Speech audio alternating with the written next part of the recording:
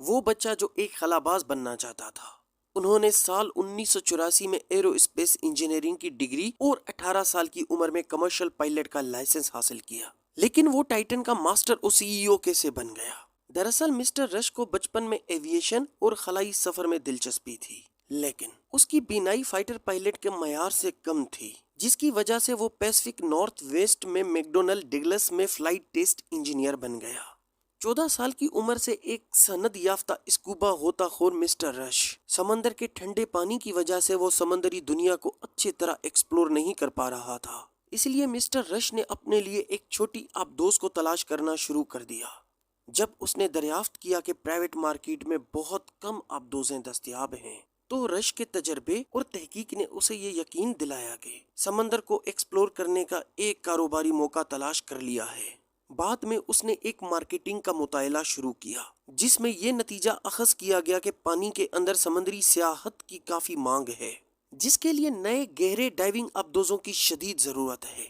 پانی کے اندر سیاحت کی صنعت سال 1986 میں شروع ہوئی۔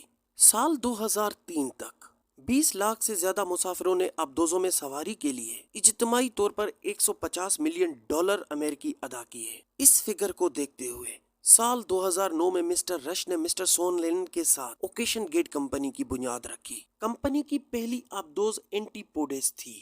یہ ایک استعمال شدہ 5 افراد کی آبدوز تھی۔ سال 2010 اور 2013 کے درمیان کمپنی نے اینٹی پوڈیس کے ساتھ ایک اندازے کے مطابق 130 ڈائیوز لگائیں۔ اینٹی پوڈیس آبدوز 300 میٹر کی گہرائی تک ڈائیو لگا سکتی ہے۔ سال 2013 میں کمپنی نے اپنی آبدوزوں کو منفرد ڈیزائنوں کے ساتھ ڈیزائن کرنے پر زور دیا۔ سون لین نے اسی سال کمپنی چھوڑ دی، یہ کہتے ہوئے کہ اوکیشن گیٹ اپنی ابتدائی مرحلے سے رش کی انجینئرنگ کی خصوصیت میں منتقل ہو گیا ہے۔ اوکیشن گیٹ نے یونیورسٹی آف واشنگٹن اور بوئنگ کے ساتھ مل کر اپنے پہلے کسٹم بلٹ آبدوز سائیکلوپس کی ڈیزائن پر کام کیا، جسے بعد میں سائیکلوپس 1 کا نام دیا گیا۔ سائیکلوپس کی انوگریشن 2015 میں ہوئی۔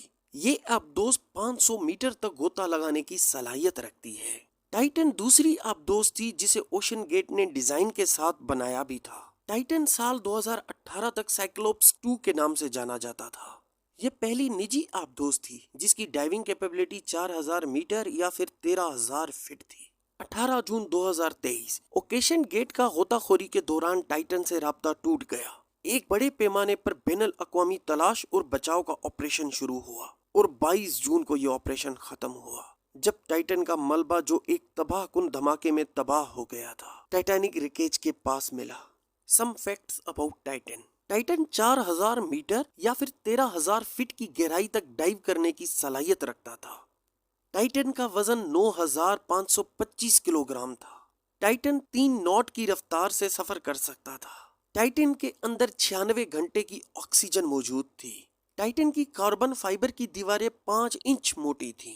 ایک بار مسافروں کے اندر جانے کے بعد اس کو باہر سے بند کر دیا جاتا تھا۔ تو دوستو، ٹائٹن کی ہسٹری اور اس کے بارے میں یہ فیکٹس کیسے لگے آپ کو؟ کمنٹس باکس میں ضرور بتائیے گا۔ شکریہ۔